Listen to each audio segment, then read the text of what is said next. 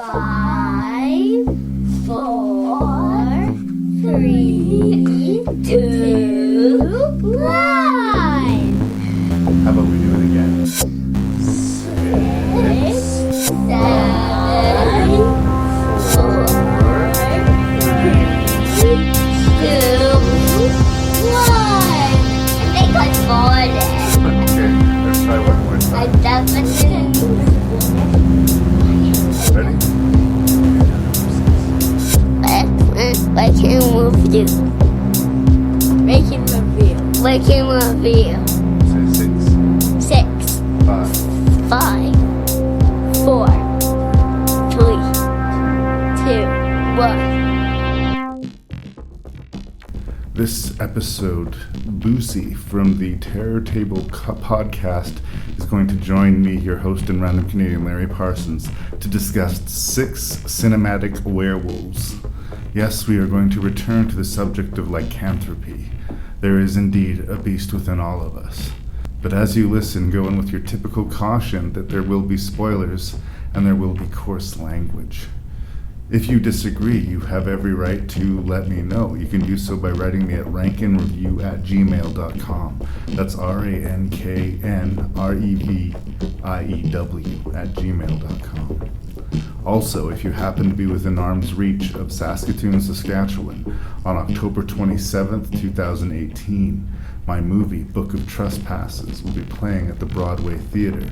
We would really appreciate anybody who is interested in coming out to support us. There'll be 3 shows that day, and we would love to see you. It is a thriller, supernatural thriller horror movie written and co-directed by your host and random Canadian, Larry Parsons. Continue listening to Rank and Review for more news on that, and until then, let's press on with Werewolves. Oh, and just since I failed to mention this during the introduction you're about to hear, the 6 werewolf movies we're going to talk about this week are An American Werewolf in Paris, Cursed, Ginger Snaps 2 Unleashed, Bad Moon, Underworld Rise of the Lycans, and the Wolfman remake with Benicio del Toro.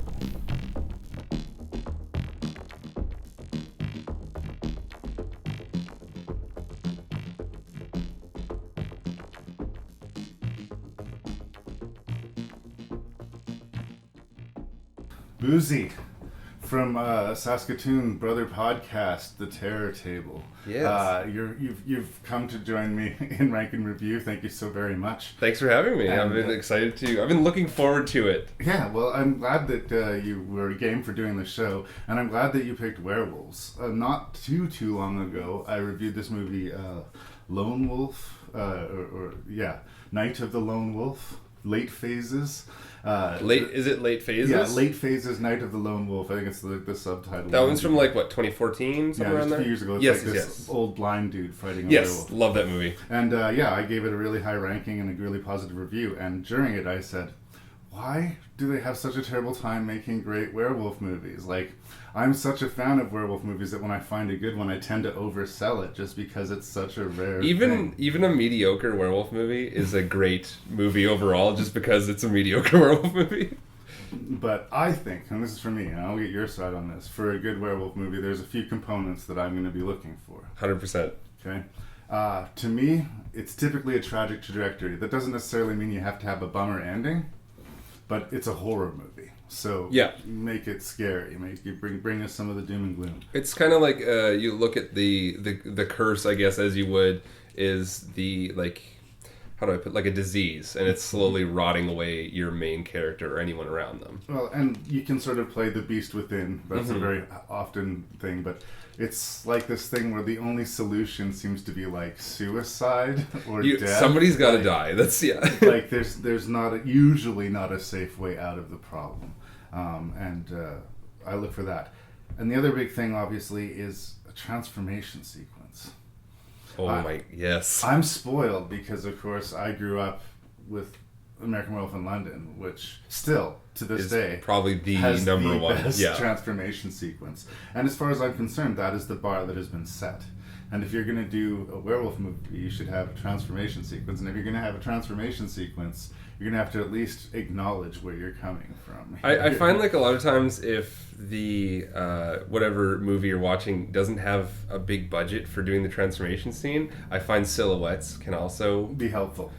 Totally. And I think that's a good way to get around it. Know your budget, absolutely. Yeah. Like, if you can't afford to do it, I understand that. I'll be sympathetic. I'm a big fan. We're going to talk about Ginger Snaps too, but the first Ginger Snaps movie, when they actually show the werewolf, yep, it doesn't look that great a lot of the time. Right? It doesn't look fully like a werewolf. It looks like something else. Right. Well, I mean, during the attack scenes in the basement, it looked like a werewolf, but like when we see it pouncing and jumping around, there's something off about it. The budget kind of raises the curtain a little bit, but I will be very forgiving of a low-budget movie. But when we're talking about things like, the Underworld franchise, which plays with millions of dollars. Oh my goodness. They throw money around. Right?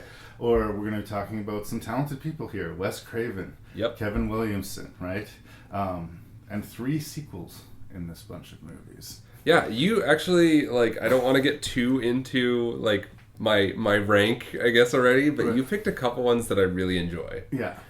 Well, and here's the thing, and I've been learning this a lot lately on Rank and Review. Revisiting movies does change my perspective on them. There's one movie in particular I felt like the ticket had been written on.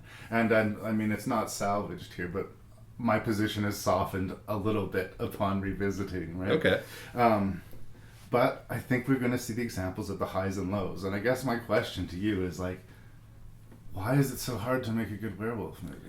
You know what? I'm glad you brought that up, because there's one other thing I'd like to mention before I answer that is, why is it so hard to make a good werewolf movie, but also why is it even harder to make a good Sasquatch movie? That's very true. We did a whole episode on Bigfoot, and we had that very conversation. I always put those kind of side by side because they're both not similar, but kind of, and there's not very many good ones. Yeah. And werewolf ones, I think, for whatever reason, they make them either really over the top, or I think budgetary constraints kind of ruin it for you. Because that is a big thing, is if it's a shoddy looking werewolf, it definitely ruins the movie for you. It's tough. If your monster doesn't look good, that hurts. Yes. And I mean, I guess another question I had is, what do you consider to be a better looking werewolf? Do you want the full thing, or do you want kind of the, patches of hair on the face kind of werewolf? I'm typically not the werewolf in jeans type of guy. Okay. Although I do love the classic original Wolfman. One of the few occurrences in movies where a character's name is Larry and we are asked to sympathize and like him. Just putting it out there. But again, that establishes the rules very, very clearly. I think what one of the problems might be is that the beast is such a beast that it doesn't have a lot of character to it. It's like this crazy wolf that growls and snarls and will eat you, right? There's no access to them. To me, if you're going to go with the 2-legged Wolfman, maybe make the wolf a little bit more human. Maybe let me see some of the personality come through. Yeah. But if you're going to go full hellhound, if you're going to go like American Werewolf in London, then it's a monster that eats people, and I'm all good with that too. Right? See, I think for myself, I personally like the full-on American Werewolf style like that. A hound. Yeah, exactly. 4 I think. legs. Yeah, exactly. I want it to just fully be. I don't want there to be any personality of a person left in that. I'm just saying, if you're going to do the 2-legged Wolfman, yeah, then I would say give him a personality. 4-legged Wolfman, monster. Yep. That's where that was the rule that I would set. Also, another question I had for you was, sorry, I feel like I'm interrogating you now. That's all good. Bring it. Other than American Werewolf in London, what do you think is some of the better werewolf movies in terms of transformation scenes? I have one that comes to mind. Transformation scenes? Yeah.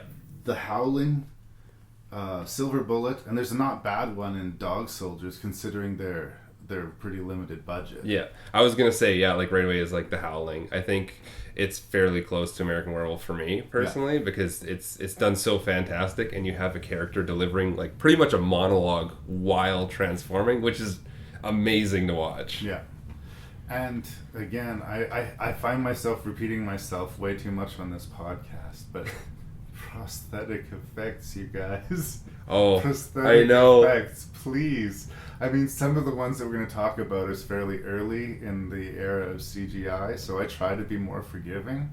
But honestly, honestly. I mean, at the time, CGI was expensive. If you're going to spend that much money on an effect, spend that much money on an effect that will look good. Yeah.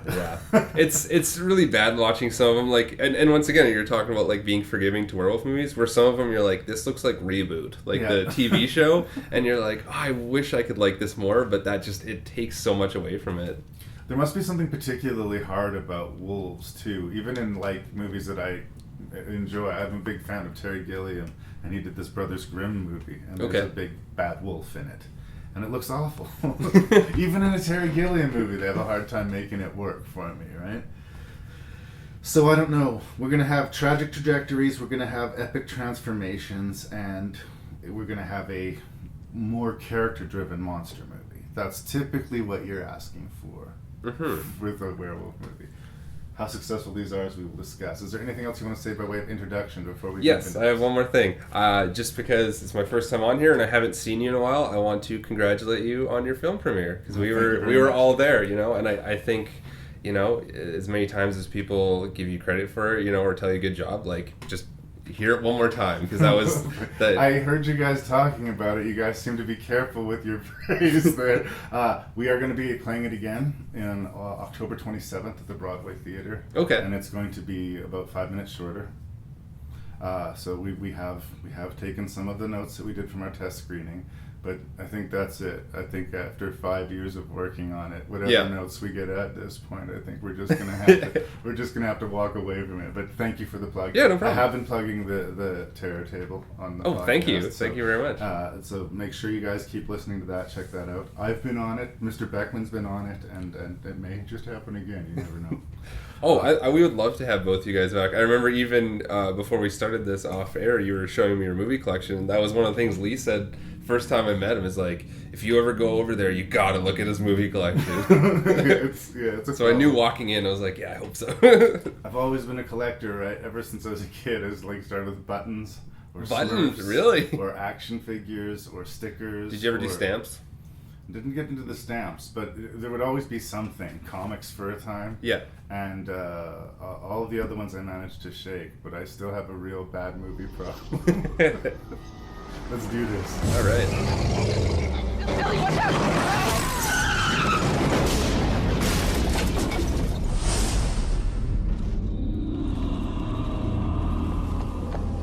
Help me! Are you okay? Do you hear that? What's going on up there?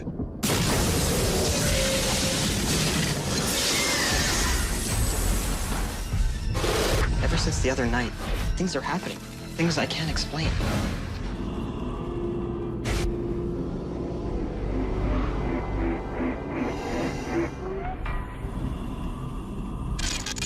Ellie, what's wrong? Just having a really bad day. Can I help?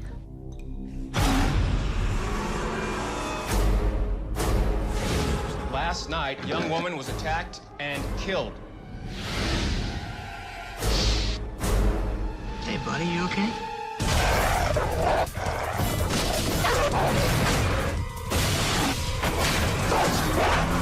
What was that? My dog. What kind of dog do you have? I have a regular dog. So I have been a defender in the past of Kevin Williamson. I like about easily half of the Scream franchise, but really all of it. The first two are really, really strong. The other two are what they are. That's so funny that you brought that up, because we just did an episode on Scream yesterday. Yeah. Well, that's kind of how I feel about Scream. I think the first two are very strong. The second two are kind of okay. And that's totally what we talked about too. Is like 3 is, and then 4 they tried, but yeah. I'm a big defender of The Faculty. He wrote The Faculty. Love The Faculty. And all through the 90s. He's sort of a double-edged sword because he kind of dulled horror a little bit. He made horror hip and funny through the 90s, and that kind of made it less scary to a certain degree. But generally, I think it needed it a little bit though. Maybe. And generally speaking, I like where his heart's at anyway. And by softening things, it just meant that the pendulum was going to swing to the other extreme eventually, right? So I don't particularly come into this with a problem with Kevin Williamson. And although Wes Craven is a horror icon, you couldn't say that every movie he made was amazing. But he's going to bring a certain level of professionalism to the shoot. If the script is shit, there's only so much even a great director can do. Yeah, Wes Craven's had some amazing films, and he's also had some kind of not great at all film. Yeah. But this was unlike Scream and unlike The Faculty. This was a sort of per order deal. The Yeah. studio came up and said, we want a werewolf picture, Kevin Williamson style, and we want Wes Craven to direct it, and we want it to be super dark and scary and hard R. We want to make like an awesome scary horror movie. And we want it to be a little bit hip. Yeah. Couple funny scenes. I don't know, like, the production went on for like 2.5 years. Cast members came and went, reshoot after reshoot after reshoot.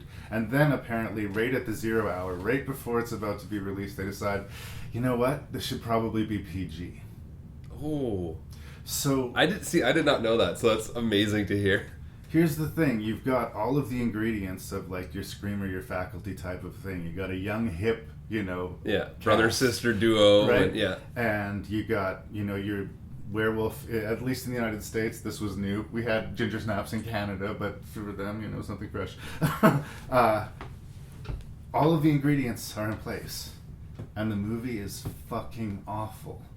I don't You just had to get it out of the way right away. well, I don't want to lay it all on the feet of Williamson and Craven, which seems strange as they are the writer and director Yeah. respectively. I feel like they were being fucked with, and anything that will drag out for 2.5 years, you know, it boggles the mind. Like, Wes Craven was going to do the movie Pulse. Really? He was going to do that, Oh, but shit. he got sidelined, tied up with this. And I haven't got- heard anybody talk about Pulse in years. Yeah, and then it got passed on to someone else. I think that the original movie that was based off of was really strong, and maybe under Wes Craven's hands it could have been even stronger, but we'll never know because he made Cursed instead. So I think I've made clear my stand on Cursed. We can get into plot and we can get into character, but, Sure. but where does Buzi stand on You know what? Cursed? Funny enough, this was my first time watching Cursed. Oh, really? You've never seen it before? And, you know, I think the big reason that it kind of turned me away is because, like we talked about before in the intro, there's certain kind of werewolves or werewolf movies that, you know, we might gravitate towards or away from. Just off the cover alone and any stills I'd seen from this, I was like, this does not look like a movie I want to watch. It looks like one of those half-baked... I hate when a werewolf movie has the werewolf as a background character. You know what I mean? Who's the werewolf? Yeah, but it's like, oh, this person got mauled in the dark or whatever. You don't really see anything, and it's not overly that interesting. Yeah. And yeah, I actually had a decent time watching this. The effects were not great. Excuse me. Yes, the effects were not great. I did enjoy, since we're going to kind of jump over to the plot of this a little bit, this doesn't give away anything for the ending, but that's the first time I've ever seen a werewolf flip somebody off. See, at that point, I thought that was the movie flipping me off. When you see, Oh, really? when you see like a fully dressed head to toe werewolf on screen and it's giving you a finger, like, are you a beast or are you a person? I like.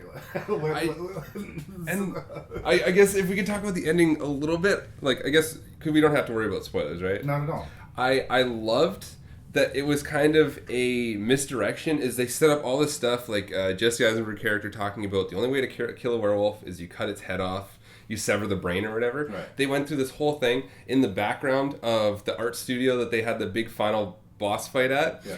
There was a guillotine, and, you know, you're like looking at, you're like adding things up, and you're like, that, you know, the head's gotta get cut off. And then they just they flip you off, and she gets shot in the head, and you're like, what? Shot to death Yeah. by cops, not even by any of our characters. Not any main character, just, yeah, some boys in blue just come in and blow her away. And it's like, oh, Yeah. okay.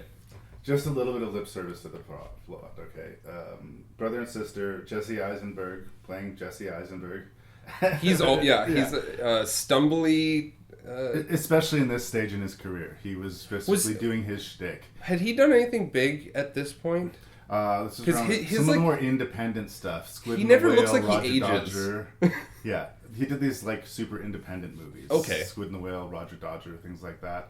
But he was still always that kind of guy with that same kind of delivery. Him and Michael Cera, I feel, have very much the same delivery with everything. Well, there's actors that like are chameleons, and there are actors that you'll just always recognize. Yeah. I love Christopher Walken. you always know you're watching Christopher Walken, right? He never vanishes into a role. He never transformed by it. It's just whatever year he's in we playing. like Christopher Walken, so we like the performance, and we adapt his qualities into that character. Some actors do that, and some actors just vanish into the character. There's your De Niro's or your Daniel Day-Lewis's or whatever. Right. You can really just rock to it. But that's fine. I mean, do your Eisenberg thing if it's working for him. It's working for him well enough at this point. And then we have she of the gigantic forehead, Christina Ricci, who, is increasingly shows up in a lot of these horror movies as in these sort of femme fatale or even central lead roles. Was this kind of her at her peak? Well, because I feel like I don't hear about her anymore at all. The sad thing about Christina Ricci is that her peak is arguably Wednesday Addams. That's what made her famous, was being the little cute, precocious Wednesday Addams, saying the really cool one-liners, super macabre. But as a result, we all fell in love with her as this 10-year-old girl, which makes it really hard for me to see her heavily sexualized. It's just sort of like, it's my niece or something. Yeah, you're like, it's just I don't know. It's just, for me, I don't know. I just have this tie to her as a younger child actor. Fair. So, but she's always been around, but her best work always goes unrecognized. I think that she was fantastic in Monster with Charlize Theron, but no one talks about her role in that movie. It's all Charlize. Yeah, Charlize kind of got everything on that. Without that supporting work, she couldn't have done what she did. Anyway, she's fine. She's fine. Their brother and sister, they're on a road trip. There's a car accident. They go to help out the woman in the car. She gets mauled by a werewolf. They get mauled in the process. I really liked that intro. That opening bit of the movie, starting the action fairly quickly, and the fairly brutal death that, is it Shannon Elizabeth? Yeah. Again, it's a recognizable actress, and she's out of the movie right away. It's not quite Drew Barrymore from Scream. They try, Well, but it's still somebody that it's not a no-name actress. It's not like... Yeah, you don't expect her to get completely... some unknown actress locking up the store at the end of the night. Something bad's going to happen to her in the parking lot. No, we kind of expected maybe there'd be a little bit more to it. I also think another one of the problems with Cursed is that it came out just a couple of years after Ginger Snaps did. And Ginger Snaps being such an amazing horror movie, in my opinion. Oh, 100%. And, me being homegrown Canadian proud, I kind of felt a little bit defensive about Cursed going, it was like, are they just going to rip off Ginger Snaps? Now, the good news is they didn't really rip off Ginger Snaps at all, but... Ginger Snaps is like the darker, more of the Wednesday Addams, I guess, movie. And I find this movie's a lot more plucky, I guess. But Ginger Snaps is funnier but darker, but smarter. It's funnier in a straight-faced way. Yes. Yeah. It's more real people, you feel like. I don't feel like anyone in this movie was a real person. And again, throughout the rolling door of casting here, we lost Skeet Ulrich, and we lost Corey Feldman. Oh, Skeet Ulrich. I love Skeet Ulrich. And we lost Ileana Douglas. But they kept Scott Baio? No.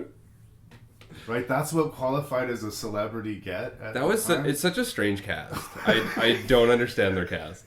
There's something kind of random about it. It's like, we're shooting on Thursday, who can we get? It's one of those things where they got a bunch of people where if you heard their name, you'd go like, I remember that person, but you don't remember from what. Yeah. You know what I mean? That's what it felt like. Where you're like, I've heard that name before.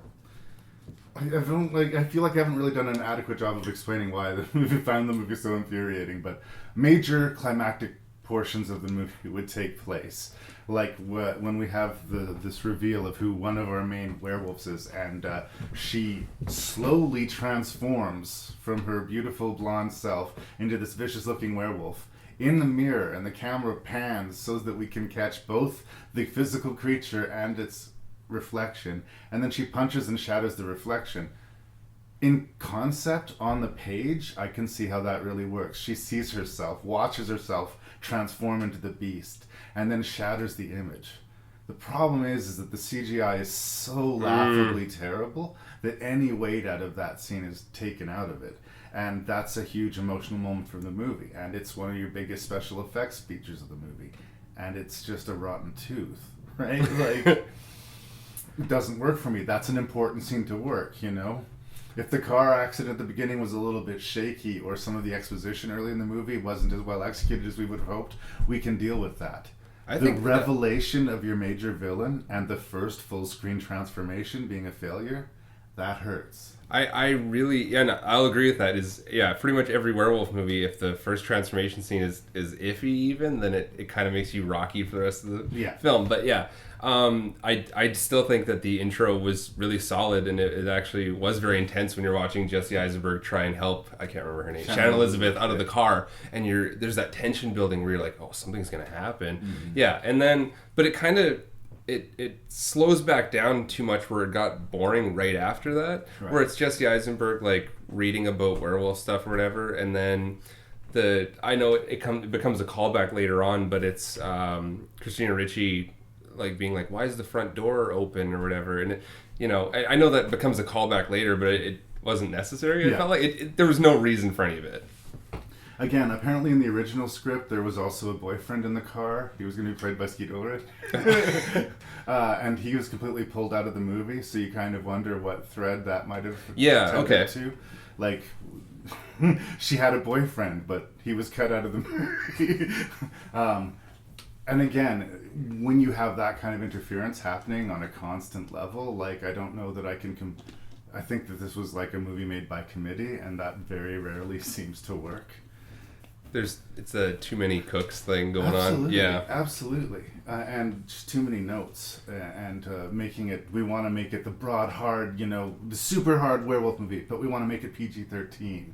We want to make it unlike anything we've ever seen, but make it as much like Scream as you possibly can. That's where you could really feel it too. Is like they had some great moments, but just the way that they played out, like how they were written. And the way they were kind of set up, you could be like, this could be really cool, but it never fully felt that way. Yeah. Like, I really liked the, I guess that would be the parking garage whole scene in there. I was like, that's really smart, and I liked a lot of it. But it felt like something was missing, and by the end, where you have the end result, you were like, well, that wasn't great. Yeah, and that's where you see Williamson and the Scream angle, because... this is a secondary character. She's in a parking garage. She's dressed as a cat. In this werewolf movie. We know that she's going to get it, and the writer knows that we know that she's going to get it. So it becomes about how's it going to be. And typically, and she does a pretty good job with her too, both of them tend to be smarter than we think it is. The werewolf looks under the cars, and she's holding herself up so that her feet aren't shown. And then it sets off the car alarm to distract. That was. She goes and gets herself in an elevator, and it's trying to get her through this small opening in the elevator door, and then suddenly disappears because it realizes if it runs down one flight of stairs instead of scratching through a small hole, it's got a much bigger... I did like that, though, is that tension of, there's always that thing in movies where it's the clicking on the elevator door to close and then whatever comes, but, like, I like that she got away and then it stopped after that. Yeah. But, like, that sequence by itself, for sure, but it seemed to belong to a different movie. Yeah, and I think, like, in general, we could say that that's a really good idea, and even on paper, that'd be a great idea, but just the way it played out, it was kind of a letdown. Yeah. And I think that's how I would feel. I felt let down. It's maybe I feel more let down than I should because of the degree of the talent involved. Like, it just should be better than it is. And maybe if I was to watch it on another day, I'd be more forgiving to it. But I gotta say, this time around, it's done. And then having the whole, at the end, with the whole, like, what would it be called, like a funhouse aspect, where it was all these people trapped in that one area and they're all kind of getting butchered, and it turns into kind of a whodunit, and that was something I wasn't as interested in. Well, I guess, like you said, with the displays of these classic horror films from all over the place, you'd think they'd use that. Nope. That guillotine one still bothers me so much because I'm just like, why would they put so much attention into showing you all this and explaining things? This is 1 + 1. It should, go right there, but it doesn't. That's it. It should have been a home run. Yeah. And it was. You thought the worst was over. You thought the beast was dead. But the nightmare... Oh my God. ...has just begun. From the creators of Ginger Snaps... What are you doing here? I'm on to you. ...comes the next chapter as one of the most terrifying werewolf tales continues. Do you feel it? You're not alone. In a world of eternal darkness... If you keep me here, people are gonna die. It waits. What the hell is out there? The monster. It wants to mate with me. How can you escape How do we get out of here? It found me. when the evil This is not good. This is so not supposed to be happening. He knows we're changing. lives in your veins? Go back to the darkness! What's happening? What the hell? One of the many surprising things about Ginger Snaps 2, on top of how good it is by sequel standards, and frankly by horror movie standards, is that this kind of lightning doesn't tend to strike twice. Yeah. And what they did is they kept the characters, they kept the essential cast, and they changed everything else just enough to make it interesting. It's also very Canadian made. We have an incredibly young Titania Maslany in it playing this ghost character. And it's a really quirky, really interesting, and in the end, pretty intense Canadian made horror movie. I don't think it's better than Ginger Snaps, but it's a near thing. I am going to disagree with you and say I actually like 2 more than 1. Yeah. I think just because of how dark it is and it goes into a little bit more backstory, and it does something that you don't see often, especially in werewolf movies, where they discuss mating, which is, I feel like they flesh out more of the lycanthropy kind of, what would it be? The legend of it, I guess, what I really liked about that. They're doing a little bit more world building here. Yes. Do you remember the name of the drug that she's addicted to? This hemlock something? Was it wormwood? No, it's not wormwood. I'm sorry. Doesn't matter. It's a MacGuffin drug. Yeah. Bridget has been infected with the werewolf. That was kind of the end of the first one. Yeah. She kills her sister, but now she's infected. Yeah, but she can suppress it, not entirely get rid of it, but suppress it with this drug. It kind of slows it down. Yeah. She's much less of the soft, put upon, like, back on her heels girl. She's tough as hell in this movie. But she's also got this fragile, junky look to her. Yeah. And on top of fighting this addiction, and on top of running from her past, because presumably, She can't go back home. She can't go back because home wasn't again. that part of the first one, is that her mother was going to help her skip town because they'd found out that they had killed some kids. Yeah, she didn't know they were werewolves. Yeah, she just thought they had killed somebody, yeah. But, anyway, she can't go home, and she's got this werewolf chasing her. And it wants to mate with her. Not only does she this not, male werewolf, yeah. So she doesn't want she doesn't want to become a werewolf, and she doesn't want to get fucked by a werewolf. And in the end, she ends up getting busted, having her stash confiscated, and being locked up in this mental facility. And we see her basically detoxing and slowly starting to manifest these symptoms. And while she's there, the only person she really connects with, there's 2. There's the head nurse, played by Jennifer Rubin, and there's this little girl, Ghost, who's as much of an outsider as Bridget is, and they kind of... If not even more, yeah. And she's the one girl who seems to take Bridget's werewolfism seriously. Because of comic books. Because she likes comic books, and she's a creative little devil. So that's the basic setup. And again, we're dealing with a lot of stuff that we've seen before, but in a pretty new way. Yeah, have we seen any horror movies set in a mental institution? Yeah, we have. Have we seen, werewolf movies where they're trying to medicate the problem away? Yes, but not done like this. Completely different. And one thing that has to be said about this is this movie was shot back to back with Ginger Snaps 3. I can't remember the name of that. Ginger Snaps Back. Yeah. Because even talk about a strong intro to this movie, the librarian getting mauled at the start, he is also one of the members of the fort. Yeah, in the fort. Classic Canadian actor in a lot of ways. You'll see that kid in a lot I feel like he gets murdered in a lot of movies. He's the only character in Freddy vs. Jason who's killed by Freddy. Funny but true. You see him in a lot of movies. He's really good. Fun fact. Screenplay is written by Megan Martin. I went to high school with her. Really? Really. I don't know if she would remember me at all, but it's true. Good for her. She's this and a short film's the only thing she's got as a credit, but I really think that kind of blows my mind because I felt like this is a strong script. It's a very solid screenplay. Part of it is sort of built into the steel trap of an ending, but maybe we can work our way to that. Sure. But other things, I think, I bring it up not just because I knew her when I was 14 or whatever, but because I think there is a very unique and helpfully feminine perspective to this. Yeah, it's not men writing for women in a like, oh, you're sad. If a dude had if a dude had written this scene where she's in the room meditating with all the other girls, and it turns Which is a into fantastic scene. masturbation scene where she's all of a sudden being asked to masturbate Yeah. with all these girls. It's this elaborate sort of fantasy sequence that sort of connects her sexuality to her animal instincts, right? But I have the feeling like if a dude wrote that, that would come off as really kind of icky and nasty. 100%, right? yeah. But, you know, knowing that Megan Martin wrote that, then we feel like we're all free clear. We can watch all of these. We can teenage enjoy girls it, and it's masturbate. fine. Yeah. The thing is, it's also a creepy scene, right? It's because it's so unexpected. Yeah. So I like that they do. There's a couple scenes like that where it's kind of her hallucinating, and it kind of adds to that. Like, not only do the people think that she's crazy in the institution, is she kind of knows she's a little bit crazy. Yeah.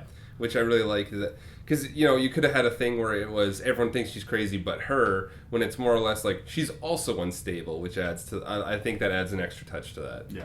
And I feel like I might talk about this movie a lot because, okay. Spoiler, I really enjoy this movie. That's a good. I'm not going to fight you on that at all. I have to look hard to find things to complain about, and this is not. It's a pseudo complaint. Okay. There's one character in this, and then you'll see him in every single horror movie that's set in a mental facility. The bad guy. The dude who will exchange drugs for sex, Yeah. or the dude who's just abusing the female. He's abusing his power. Yeah. And again, like, I think it would bother me less if I hadn't literally seen it in every other permutation of this. Yeah. And in a movie that was so full of newness, that was just that one thing that was like, oh, and here's this guy, right? I haven't seen a character like Bridget before. I haven't seen a character like Ghost before. Especially, I think Ghost especially is Yeah. such an interesting character. I totally agree with you on that character, because if you look at how the whole movie plays out, he probably could have been written out and you could have changed a couple things and it still wouldn't have taken away from it. Because yes, he does help them get out, but it's a lot has to do with Ghost getting Bridget out of the... Give the character some dimension. Maybe instead of him being completely evil, he's just too empathetic. He just can't bear to see them suffering. Yeah. Or maybe they manipulate him into getting, maybe they, like, just play another angle. That's all I would ask. He'd be the super nice guy that can't say no, or... Well, and that's not that interesting, so maybe it would be better if they pulled some sort of half-assed Ocean's 11 heist. They distract the guy, and then they go... That's fair. There's other ways that they could go about it, and this seemed like the easiest option in a movie that wasn't all about taking the easy options. Fair. That's the thing that, I really respect about it. Is it Jennifer Rubin? I don't want to say I got that wrong. Who's playing the... we're going to say it's Jennifer Rubin, or else I'll fix it later. She plays the woman who's in charge of seeing to the mental health of all these girls. Yeah, well... And they gave her a backstory. They gave her, she used to be one of these girls. She used to be a junkie, so every time Bridget has, a reason for certain things, she's like, no, it's because you're an addict. Which I actually like that touch, is that she's not just going, you're stuck here. She's like, no, you're trying to deal with your... And she's a character from the real world existing in this horror movie. Yes. Right? If she was to, call bullshit on the werewolf stuff, I wouldn't say, oh my god, why aren't you taking them seriously? Because she seems grounded in reality. And in reality, you wouldn't be able to convince me you were a werewolf with a conversation. If it just wouldn't be able to happen. if we were at an asylum and there was an addict who had just come in and they're like, there's a werewolf chasing me, I'd be like, all right, sure, of buddy. course, yeah. We're going to make sure that werewolf stays far. We'll lock the doors. I actually have an anti-werewolf blanket for you. But yeah, exactly. And because she's grounded in reality, we don't dislike that character. In fact, I think we really like her. Yeah. And then, again, she's not this Miss Ratchet character that in a lot of these other movies she would have been. I really like that Bridget's character is at odds with everyone else because she isolates herself on purpose because she knows that she's changing, and I really like that. And especially it's played through the trailer of this movie, but I think it's a great scene is when they do that round circle where everybody's talking, and the I can't remember the one lady's like, let's hear a little bit about Bridget and your best case scenario. You know what I mean? When she's talking about her best case scenario and explaining about basically her transformation, and then all that the lady who's overseeing this writes is lesbian ? And then underlines it. And again, solid funny line, but not. It's not. Over. Yeah, it's not over the top. It's just a little funny, quirky thing, which again is like something that technically a real person might do. Like instead of listening to this whole thing, like of course you're a werewolf. They just wrote lesbian ? And it's totally on point because the original was full of macabre humor as well. I think this maybe has less of it, but it still tries to pay lip service. Yeah, and they did a fine enough job because not a ton of this movie actually is in the asylum. It's towards Ghost's grandmother's house, but they did a good enough job in building the characters that they needed to, so when they escaped, you would understand. You know what I mean? Like you had enough of every character. I felt handled by the filmmakers, which is always a good thing. I was supposed to like Jennifer Rubin's character, so when bad things happened to her, I really felt it. I was supposed to like Ghost, so when spoilers, that betrayal takes place, it stings. Oh man, that is I find that was such an amazing when you finally find out that like, oh, there was an ulterior motive to her and everything that she's done to help your main character the whole way. When you're like, oh, you were helping the protagonist to get your own end. Yeah. Well, let's get into it. Titania Maslany, who's found a lot of fame with Orphan Black in her later life, and she was also in a small role in Diary of the Dead. Just putting that out there. She's been working actress in Canada for basically her whole life, it seems like, and I haven't seen Orphan Black. So I don't think I have either. But in that show, she's playing like clones. I think she gets to play a different character every week. So I guess that just means that Ghost will have to be her second most interesting character. Because this sweet little girl, we just always see her drawing her little pictures, and we hear the story that her grandmother had died in a bad fire. And that was her only parental... Yeah, so she's here until they can figure out what they're going to do with her, and, she's traumatized, so she's... And her dog gets killed. Yeah, all of this terrible stuff, and she connects with Bridget, and Bridget needs someone to connect to. Like, she's talking to her sister in dreams. I don't think we even addressed Catherine Isabel. Catherine Isabel is... Ginger's still in the movie, but she's a ghost or her conscience. Apparition. She's definitely not real at any point, but she is like a secondary voice, kind of digging into Bridget's brain about what's going on. When Bridget's mania gets to a point that she needs to talk to someone, she quote talks to her sister. Exactly. And that's continuing that bond from the first movie, which is a nice touch. But seeing her connect with this little girl is like, well, that's going to be so good for her. She needs this. And as it turns out, it's the fucking worst thing. The worst possible. Yeah. It made her situation, which from the very first moments of this movie was terrible, to even worse. And they leave us there. And that's it. I do like kind of when Bridget has that moment where she's like, oh, how did they figure out that Ghost was... It was because her grandmother never smoked. And that they said that was the reason that... Yeah. Because they had, a no smoking sign or something? And that's kind of when you do that like, oh, yeah, the connect the dots thing. She'd been drawing this comic book where herself as this sort of super powerful either hero or witch or whatever she wants to think of herself. And now she has captured herself, this beast. Yeah. Trapped in the basement of that house. Oh my... Yeah. She can't get out, and she's just going to invite people over and feed them to this werewolf. It's the last thing Bridget wanted. In fact, the last thing she said before banished down to that basement is, kill me. That's a very Ripley from Alien Resurrection moment. But I mean, she fought for as long as she could possibly fight. She's mid-transformation, and she's been betrayed by the one person. I did like that whole... What would you call it? Like a Home Alone kind of situation where the male werewolf finally shows up, tracks him down, and they're going through the house and they have all the traps and everything set. One of my favorite scenes actually is our bad guy from I can't remember his name. The bad guy from the asylum shows up to bring Bridget back, right? And they send him out to, what was it, start the generator, I believe. That was a great. So feed him to the. That was a great scene. Again, and that's one of these things those characters are used for. We don't like him, so when he dies, we don't have to feel devastated or emotionally hurt. In fact, sometimes we get uplifted by it. That's true. But then again, you realize that he actually was kind of trying to help in his way. In his way, yeah.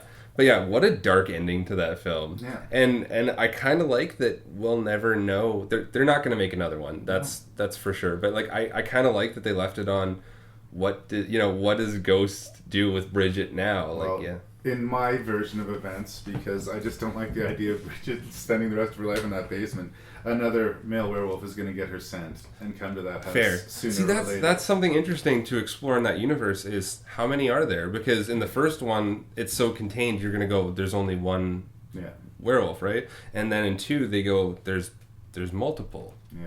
Well, it's tricky too. Maybe they're territorial or they spread out or something like that. Because in 3, there's tons. Yeah, but we go back in time. But that's a conversation for another day. Horror movie sequels have a terrible, terrible track record. So when you find a movie with the number 2 behind it that is a horror movie, I say, shout it to the skyline. Plus, it's Canadian. I respect it. Shot both in Ontario and in Alberta. And great special effects. And, there's an uptick in the production across the board from Ginger Snaps 1. I think the success of that one allotted them more of a budget. For part sure, 2. yeah. But bravo, people. Like, it's way better than it has any business being. And this is, before we move on to the next one, this is one of my favorite werewolf designs because I think, especially with the male werewolf, from the first one to the second one, They've come a long way. It has a more pronounced snout. It looks way more vicious. Like, when you see it, you're like, ooh, that is scary. Not to be fucked with. Yeah, exactly. On his first trip to Paris, Andy McDermott is looking for a little danger.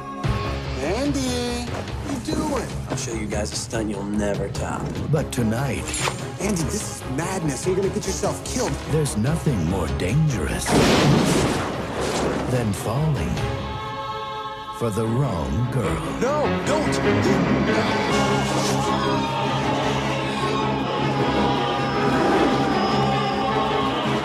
Talk about the woman of my dreams.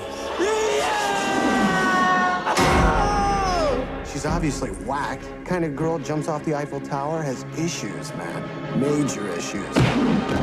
You mustn't get involved. It's much too dangerous, believe me. We must go before it's too late. I was attacked by this big, wild dog. You were bitten. You're already changing. It was not a dog. It was a werewolf. And now you have become one too.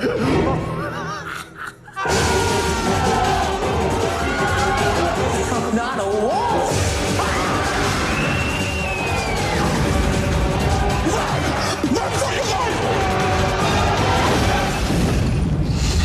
An American Werewolf in Paris. So one of the few lessons of value that I've learned from watching American Werewolf in Paris is that if I'm ever super stressed out, I want Julie Delpy to cool my shit down. I saw this movie at such a young age that, like, I'm pretty sure, like, I popped one of my first boners to that scene. Where, like, that was enough for me. Yeah. If you've seen the movie, you know what I'm talking about. If you haven't, I'm sure we'll get to What it. a great way to start that. Here's the thing. I hated this movie when I first saw it. Like angry hate. But the problem is that I love An American Werewolf in London. The John Landis movie is like It's one of near my perfect. favorite, It's amazing. It's one of my favorite horror movie of the 80s. And the 80s was like when they made horror movies. That was right? 80s was a gold mine. Right? So in my mind it had big shoes to fill. And I talked about in the opening that transformation sequence, right? I don't think there would be, and not to say that I completely hate this movie, but I don't think there's any possible way to make a sequel to American Werewolf in London. I don't think there was. Right. Well, and that was just a mistake. It was just a mistake. But when I watched it the second time, and this was again like over 10 years later. Yeah. Right? I watched it again for this podcast, basically. I said, okay, pretend this isn't a sequel to An American Werewolf in London. Pretend It's just its own, yeah. a 90s werewolf movie. And from that perspective, I was able to soften the edge of my hate. I don't hate the movie. I just hate that it's a sequel to An American Werewolf in London.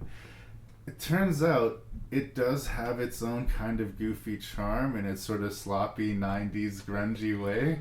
And they do at least try to wink at the surreal humor of the first movie. I think that sometimes they tried too hard to be funny. Right. Well, and it's not just that it was a comedy, it's that the style of comedy in the first movie it wasn't ha-ha funny, it was like funny odd. Yeah, right? It was like the so much of the humor in American Werewolf is dry, very dry humor where you're like, oh, that's actually very clever. Yeah. Whereas this movie's more, and it's very 90s, it's very in your face about being funny. Flannel jacket 90s. Yeah. Absolutely, Seattle Sound 90s. Like, absolutely, for sure. But it's like blaming an 80s movie for bad hair. It's just true. The way the time it was made in. I kind of connected a little bit more to the bromance between those three guys this time around. I like that, actually. I like these, the skeletal story of this movie, I thought is a really good idea. I like the idea Werewolves have a secret club in the Paris catacombs where every now and then they collect a bunch of American tourists and for a big party. They go under the guise of a big party, and then they ritualistically eat them. On a concept level, I have zero problem with that. Yep. I really, really don't. I think the opening sequence with them climbing the Eiffel Tower to do a bungee jump, it's both silly in concept and a little bit sloppy in execution. I think that injury would have killed him completely. Like, that's not going to the hospital, that's your head is now shattered. But it just sets up. He sees Julie Delpy try to take her life. He happens to be all cabled out, and he dives to save her. Yeah. And in a very Cinderella way, he comes back with just one of her shoes, right?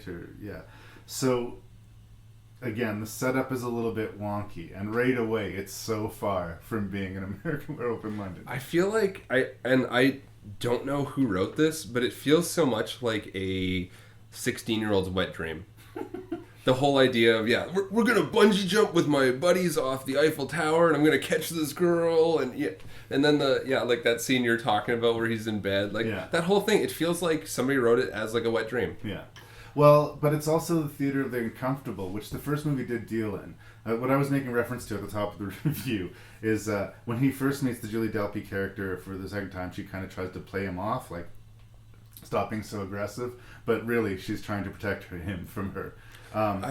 You don't want to mess with me. Exactly. Don't let the claws come out. Yeah, I'm so complicated. But after he is wounded and he is basically in the same situation she has to make him aware of the new rules of existence. And he wakes up and she's laying next to him in bed and he starts freaking out and she says, well, will this relax you? And grabs his hands and puts them on her breasts and just continues to talk to the story. And he's like, what in the actual fuck is happening? I'm not going to fight this, but what is happening? He's like, okay, fine, whatever, say what you want. And then we jump to this other thing, again taken from the original movie, that the werewolf can talk to the victims, the people that he's killed. She killed her mom. So her dead mom is constantly in the room talking to them. Like, that's just my mom. Yeah, and... so you're in bed with this naked woman and the ghost of her mom's watching. And then doesn't he try and introduce himself? Yeah. My God. Like, that moment, this time around, I was like, that is really fucking weird. Well done. And if it had more of those, I think it might have maybe won me over completely.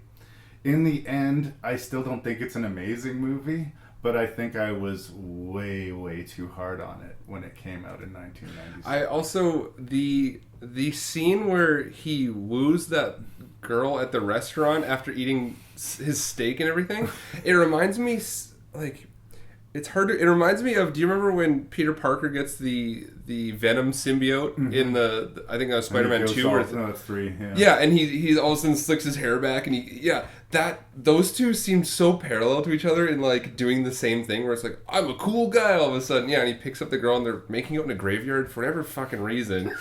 And the detective's following them with his dog, and then the guy realizes that he's transforming, so he just runs away and then hunts them down after.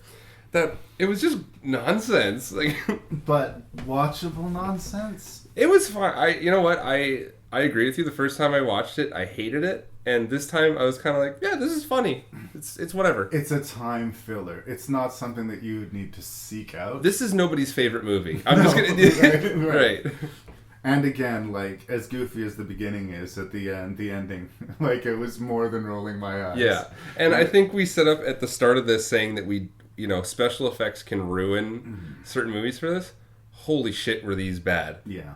Really bad. Even for mid-90s CGI, this was not good. That's the unforgivable sin in a lot of ways, because they were sparing with the werewolf in the first movie. But when they showed the werewolf, it always looked amazing. Like, amazing every time. This movie gives us so much werewolf, but it almost never looks amazing. I can't explain how bad the werewolf looks, where it looks like kind of the daytime TV documentaries when they have to show a certain scene and you'll see the CGI whatever and you're like, okay, I can forgive this because it's a low production daytime TV thing. Whereas you're watching this big budget movie and you're seeing the same kind of effects, where you're like, I don't like this at all. It seemed like a cinematic from a video game. Once you passed a level, all of a sudden... This is the weird cutscene? Yeah, they'd show you the cutscene of the werewolf escaping, and you would totally accept that in a video game. It's like a PS1. Yeah. That's what it reminds me of. Yeah. And again, at the time, maybe it looked better. I remember thinking it looked terrible in 97. I can't imagine even then being like, these are passable. Would a dude in a suit have been that much worse? I know that a lot of people want to get away from the dude in the suit, and like sometimes a completely CGI character will work for me 100%, but I always feel like splitting the difference is the way to go. You want to see it pounce off of a building, you go ahead and use CGI. You want to show us it biting someone's throat? Build a puppet. Puppets, close-ups, not fully showing anything. I think the scene I'm thinking of in particular where I thought it was awful is when our main character is in the catacombs and he hears something coming around the corner and you get a full-on shot of the werewolf walking. Rounding over, where you could do a close-up or a side angle where you only see like a little bit of the face with a puppet. A silhouette would have done the job. And then you switch to first person. You don't have to show the werewolf running around. You do a POV shot of what the werewolf is seeing, and then if you need to show a kill, you go to another close-up with the puppet. Yeah. That cuts out all of that showing the full thing, and it's even color-wise, everything else is dark in the catacombs, and you have this like brightly colored werewolf, and you're like, it doesn't fit. Yeah. I also liked that the ghosts in this one worked back into it in a they play the comedic role again. Yeah. The sort of bitchy girl from the slutty bitchy girl from the graveyard. Anyone who's going to agree to sleep with a stranger. Didn't she say she just had her nails done? Yeah. and of course one of his buddies has been killed too, and they're sort of following around, but they can't stand each other. It's like that their limbo is made worse. They're bickering, yeah. They're like, we'll take care of your thing after we take care of mine. Yeah. And when he kills the werewolf that indeed had killed his buddy ascends. We never got to see that with the Griffin Dunn character. We just assumed it. Yeah, exactly. But, it was kind of nice that they acknowledged that end of it. At the very least, I can say they paid attention to the first movie. But I wonder... it was just like a bad idea. Like if Book of Trespasses did super well and someone said, bravo, Larry, here's a bunch of money. Make a sequel to The Thing. Really? Really? Like, you don't want to say no to a directing job and like that platform, people will see it, but we just don't need a sequel to The Thing. But at what cost? And I might get to make this movie, but I will be assassinated. Yeah. I will be assassinated by the Carpenter fans, right? But that's what this feels like to me. It was like, maybe it was a bunch of guys making the best of a tough situation. Maybe they approached with the script, maybe they didn't. I'm making this shit up. But I like to think that someone was hired to do an American Werewolf in Paris, and they did the best that they could. I feel like it was one of those things where it was rushed, where they were like, hey, we have the rights to do a sequel. Let's get this out the door because it has enough name value. We're going to make back whatever we spend either way. But it can't be rushed if it's a sequel made 16 years after the original. No, but I'm thinking it's one of those things where they bought the rights from whoever had it before. You know what I mean? And it's like, we got this. We have a window. Yeah, and it's kind of slow right now. And, let's say it's August. They're like, well, we got a slow release for this. Let's throw that in there.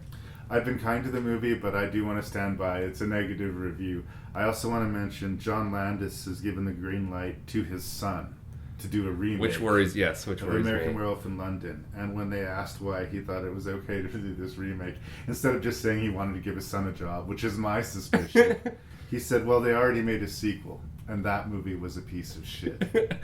And from his mouth to have you ever listened to any of his interviews? Landis? Oh, yeah. He's hilarious. I love him. I think he's amazing, and listening to him speak even about that movie, you can see where a lot of the humor comes from, just how he is as a person. Yeah. And I am not surprised in the least that he could just be like, this is a terrible, terrible movie. He wrote Werewolf when he was a teenager. Yeah. He didn't get it made until he was almost 30, but he wrote it in his teens, and that to me just says that dude's all right.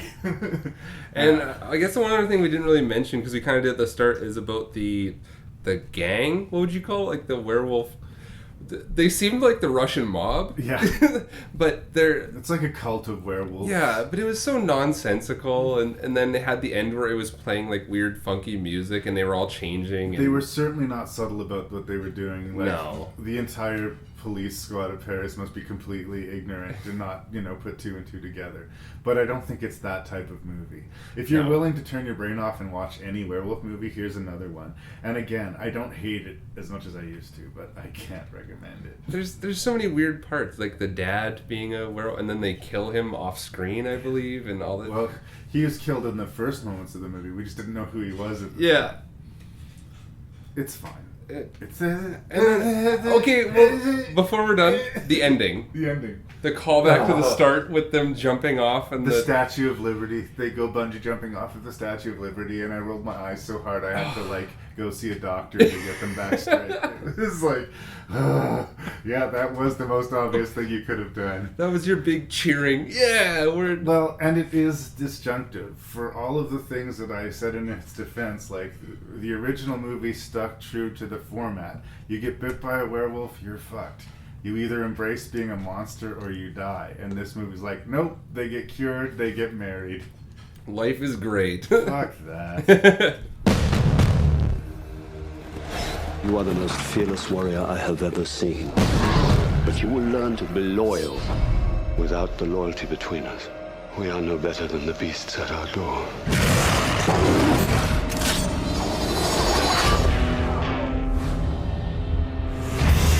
They are the immortal damned. Vampire and Lycan. One born into privilege. Sonia, you risk too much for a father to ignore. I'm quite capable of looking after myself. The other bred for slavery. Lucian, you are a credit to your race. But all that is about to change. Sonia, if I were to leave, would you come with me? My father would hunt you down. You have stung me with your betrayal. I've lived by their rules my entire life. I've protected them, envied them, and for what? To be treated like an animal. We are not animals! Is this what you want? We can be slaves, or we can be Lycans!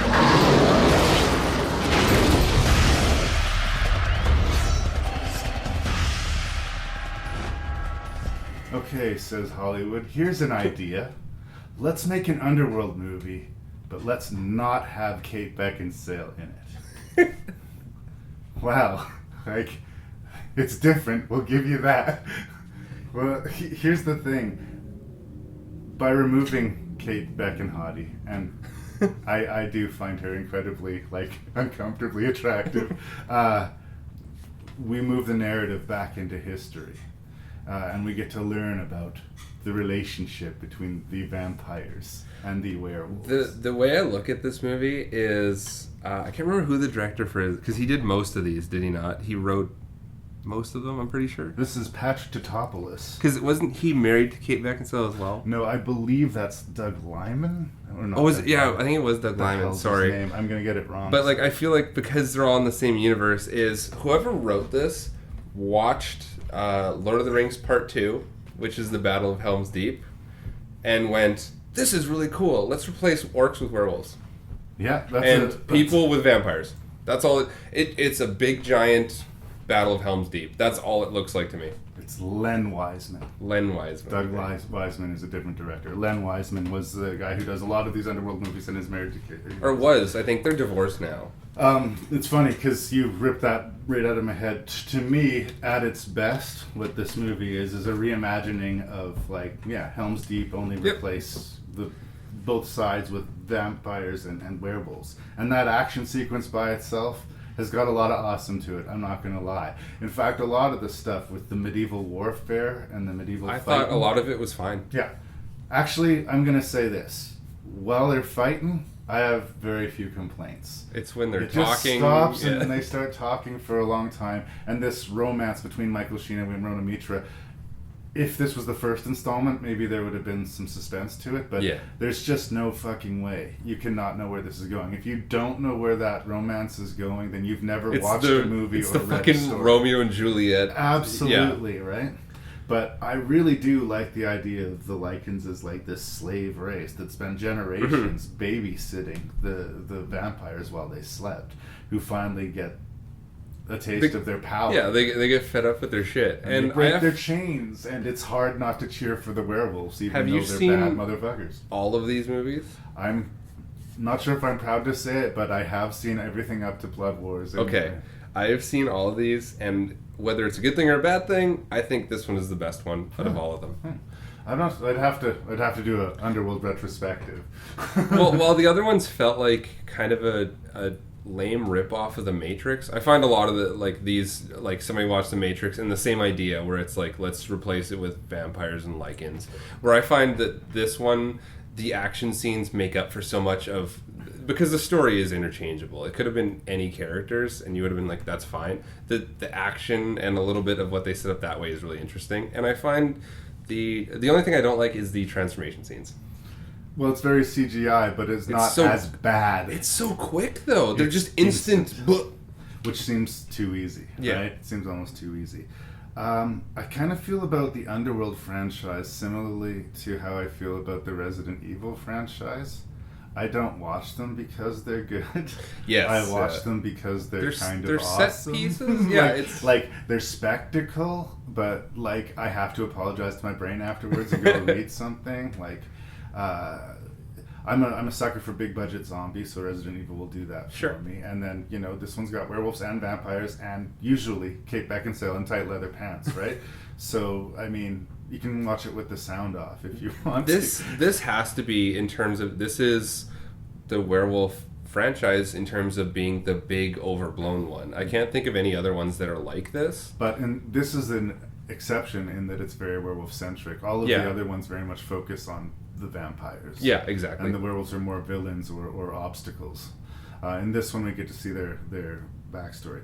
I've always thought Michael Sheen was a really good actor, and I've always thought he was way beneath doing these Underworld movies. It was one of these high profile roles that were good for his career, but he's just capable. This is the Frost Nixon dude. Yeah, right? This looks good on his resume, and it makes his bank account happy. Yeah, and I probably didn't, ask him to stretch too much. Although I shouldn't underride how difficult it is to star in a special effects heavy movie. Yeah. All of those amazing special effects were there for us to see, but when they shot it, not so much.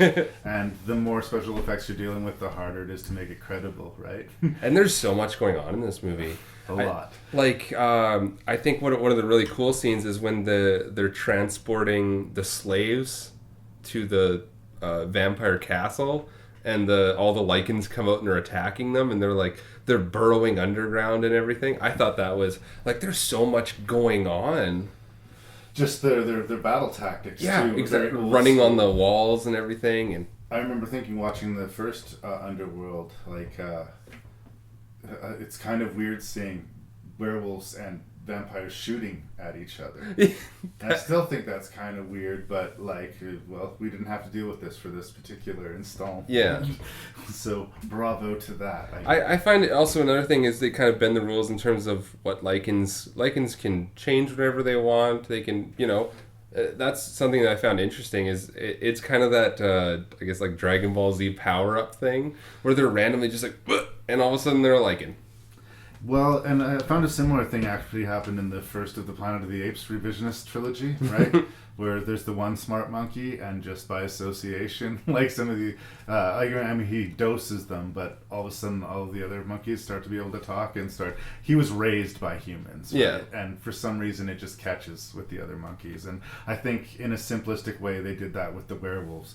Basically, Michael Sheen's one of the few werewolves who can speak. There's that huge black dude whose voice is so deep. He was the slave. Yeah, he was one of the slaves that they were transporting that managed to break free of his chains, but did actually become a Lycan. His voice is so crazy, I thought it was augmented. But I think that dude just sounds like that. And I've seen him in a couple other things. I can't remember, though. But he usually plays kind of a villainous in between. He's a big dude. He is very imposing. I also like that we got Bill Nye back.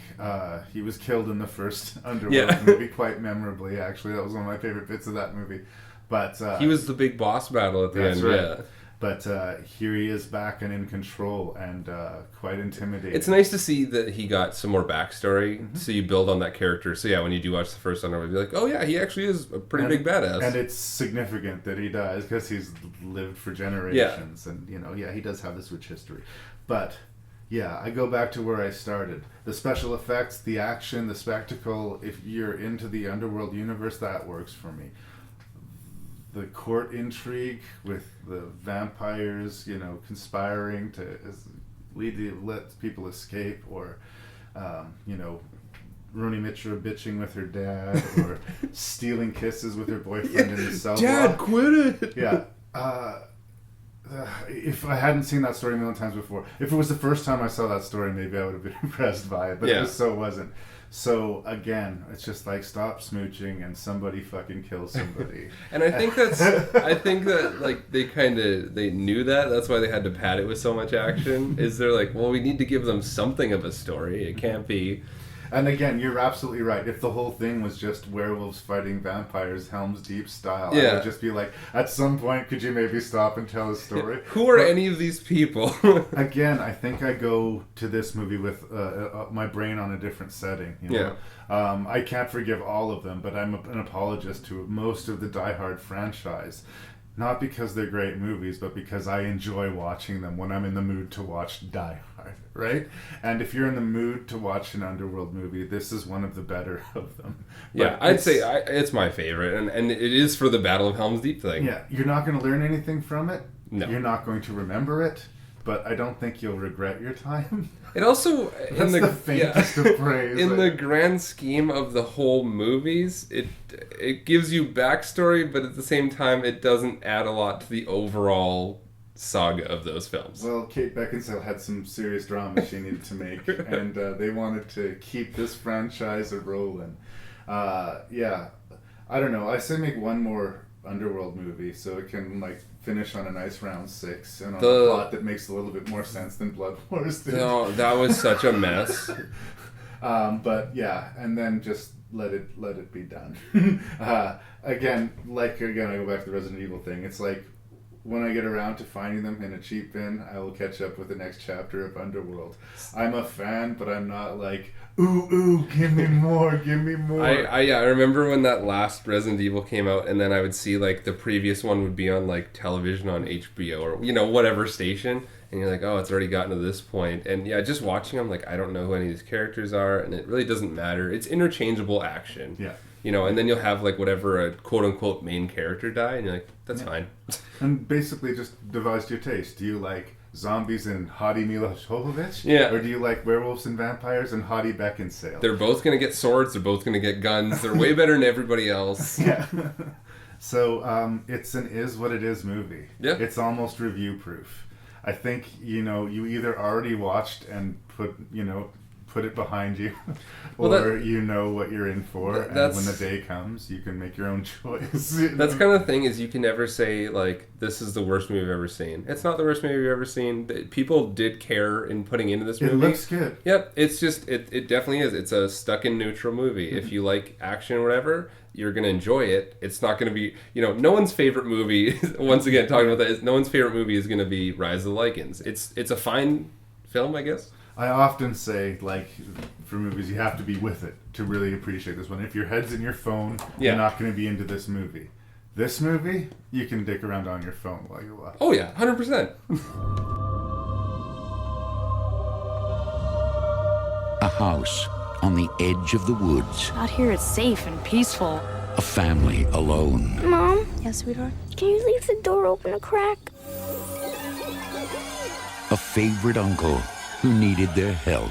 Things haven't been going so good for me since I got back, sis. You could come stay with us. But when they invited him in, Think I better keep my eye on you. they let in something they could never imagine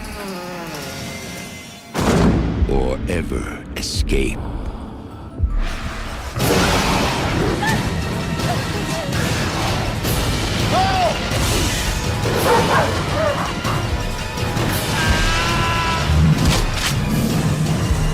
What's wrong with you? Bad Moon. It doesn't have to be Halloween to be this scary. So Bad Moon comes from some interesting pedigree. It's written by the same guy who did this movie called The Hitcher in the 80s. A little known film called The Hitcher. Well, some people know it better than others. I'm old. He's kind of an interesting dude. He has usually a little bit of a mean spirit to his screenplays. But it's also darker undertones. It's also based off of, I don't know, I wanted to say young adult novel, but maybe it's just a novel called Thor.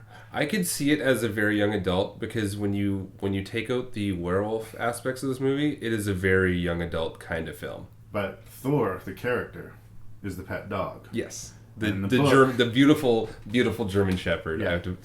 And in the book, the dog is the main character. So it's from his point of view. Pretty much. Huh. It's like basically the new guy comes to the family and he knows there's something up with him. And he's trying to let everybody know, but it's not happening.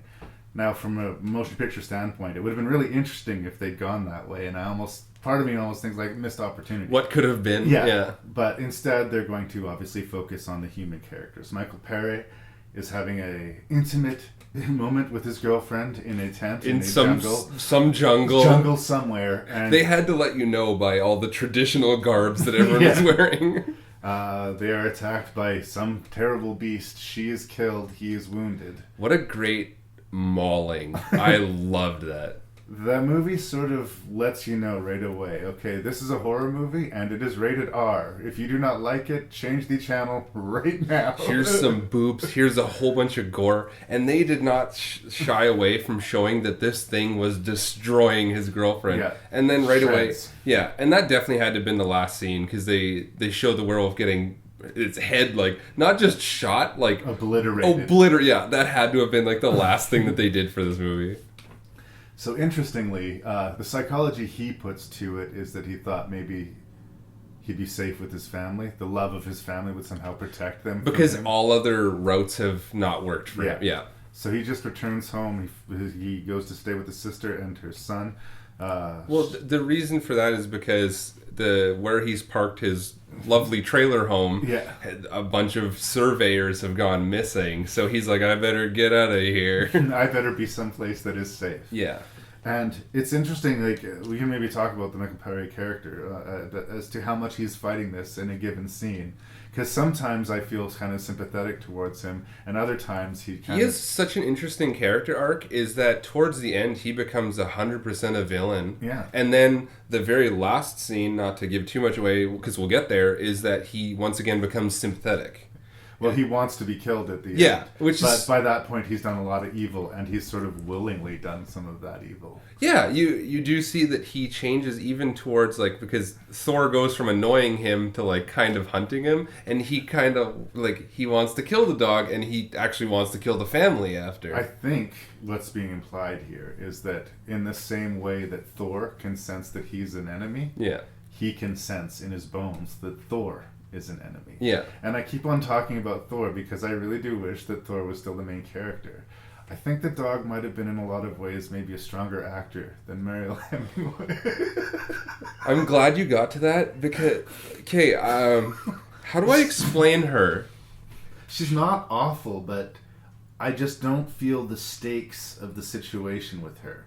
As a parent, if I think that my son is at risk of being rended into pieces by a monster, I think that the emotional range on my face would maybe be a little bit more. And you know what? I don't want to, like, say anything negative about her face, but it looks like the side of a climbing wall and has just about as much emotion. You know, like the rock climbing walls you go to rent out or whatever. She's not super expressive, and that's the thing. Like, I've seen Muriel Hemingway in other things, and maybe she just wasn't in on being in a werewolf movie, or there was some extenuating circumstances, but she doesn't seem fully in it.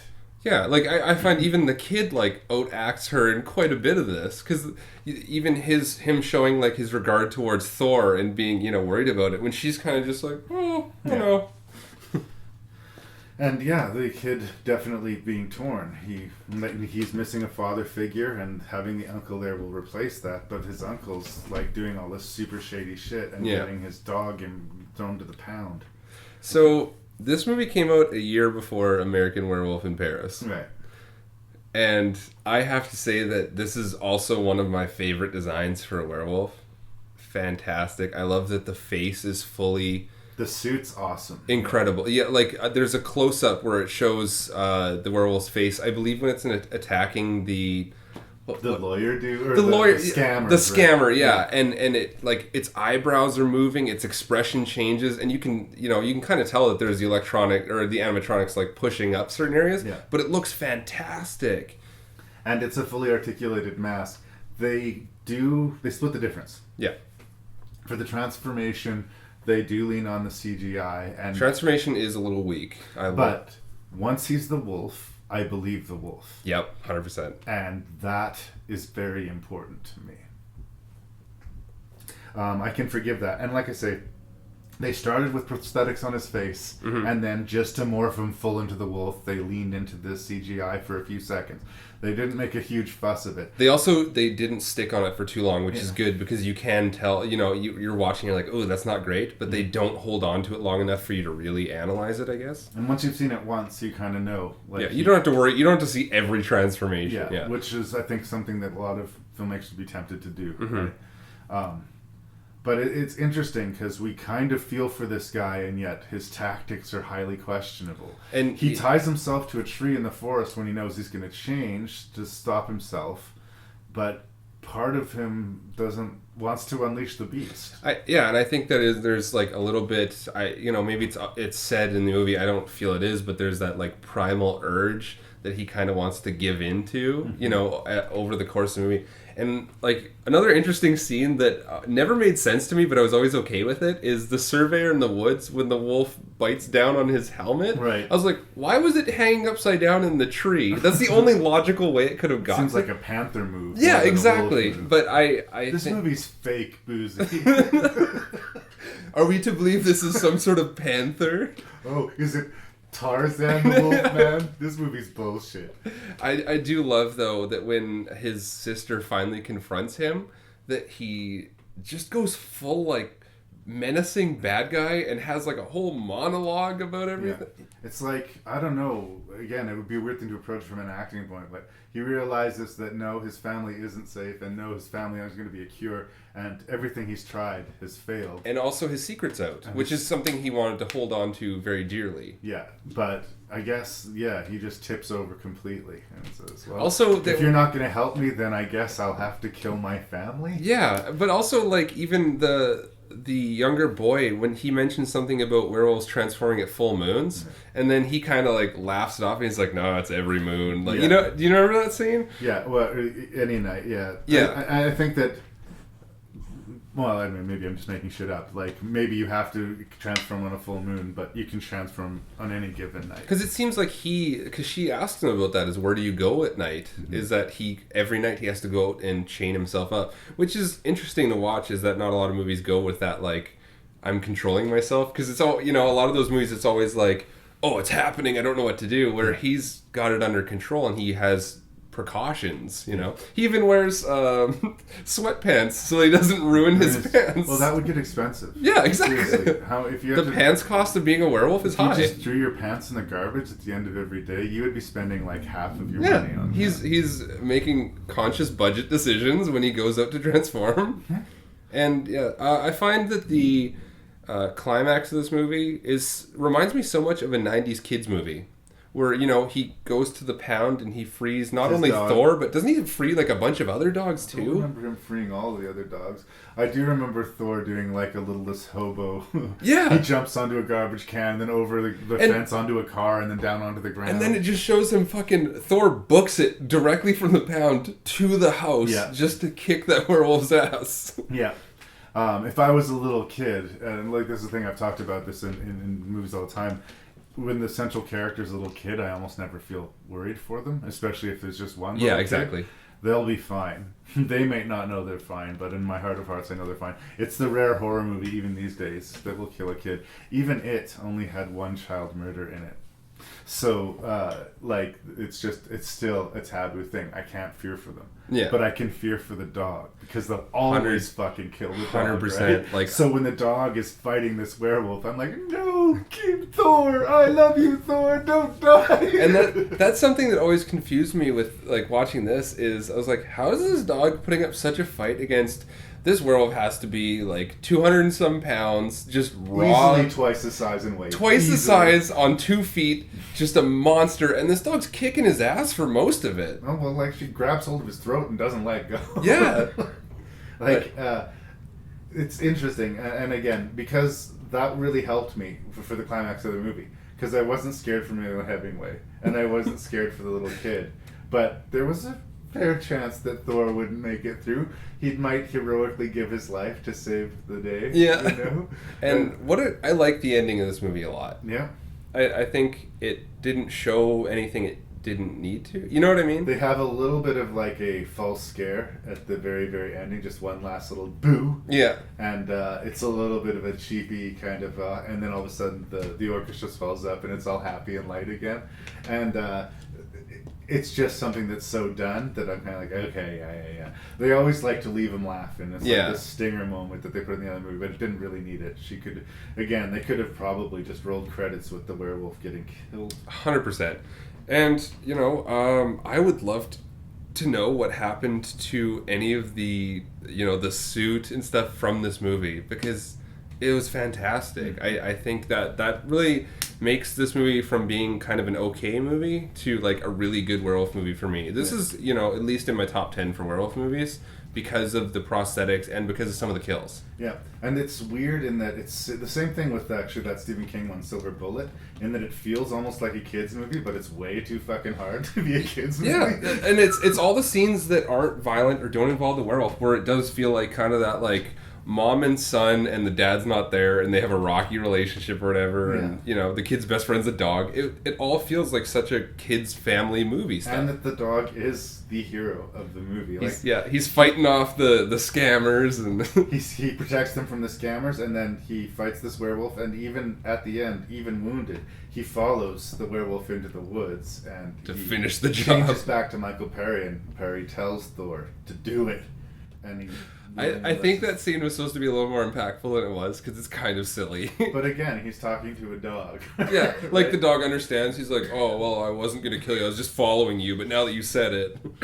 With your permission, then. Yeah. Absolutely. Oh, so you've consented to me finishing you off. But I think that sort of speaks to the movie, because like when we beat out the plot points, it sounds silly, but when you're watching it, it's a lot of fun. Yeah, and I don't feel like there's any point where it really throws you off with a weird cut to a story piece that doesn't matter. Even her finding the drawings and the writing and stuff, like it never feels like it takes a left turn. No, and it's fairly efficient. It doesn't overstay its welcome. Yep, 100%. Like doesn't need a sequel, doesn't need a prequel. It's just one movie. It does seem like one that a lot of people missed, though. I mean, I wouldn't be surprised. I find it to be an underrated 90s film, as well as definitely a werewolf film. Yeah, well, again, I find good ones so rarely. I have to champion the ones I do. Exactly. She exerts enormous power, doesn't she? Do you believe in curses?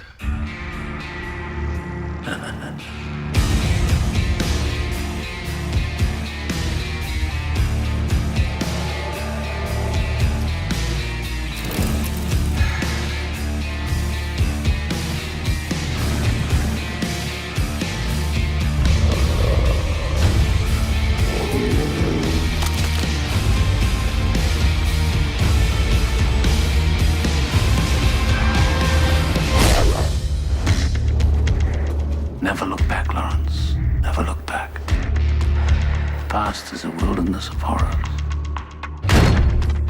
Darkest hours of hell lie before you. Run free. Kill or be killed.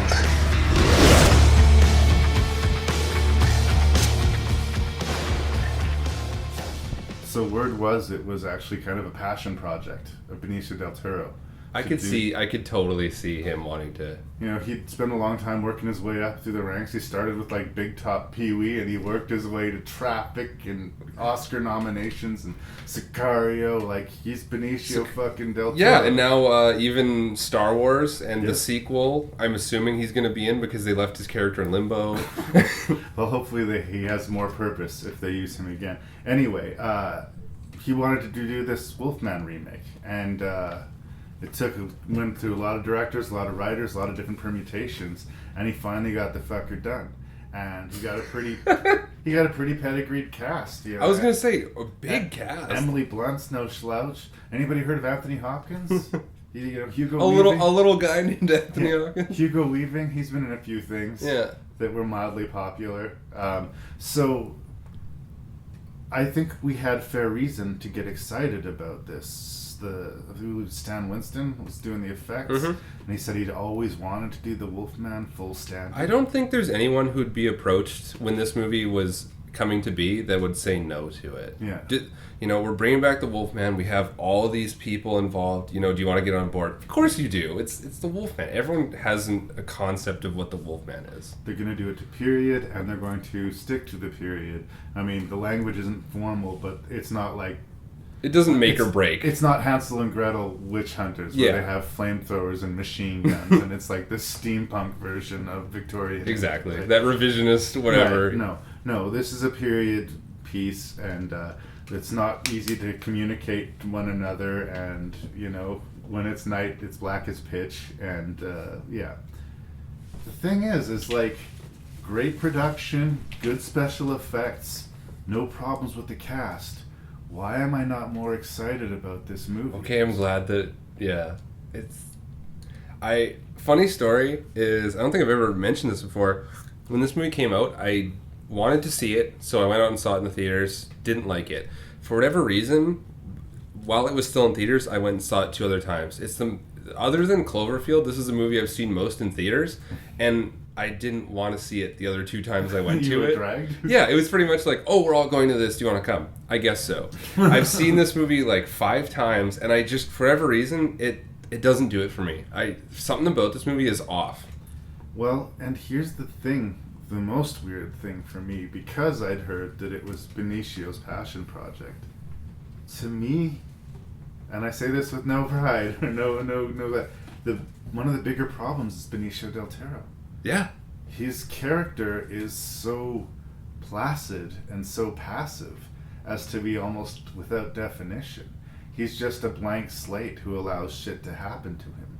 He's introduced as this grand actor, but I don't feel anything, boisterous or energetic about his character. He's certainly not passionate about his work about his family. For your main character to be so neutral about everything, even his brother's death, which is the instigating event of the movie. He's like, oh, well, okay, well, we'll get down to that. Well, I guess I don't have a brother anymore. He eventually shows, moments of close to genuine emotion when he feels things towards Emily Blunt, but he's conflicted because she was married to his brother.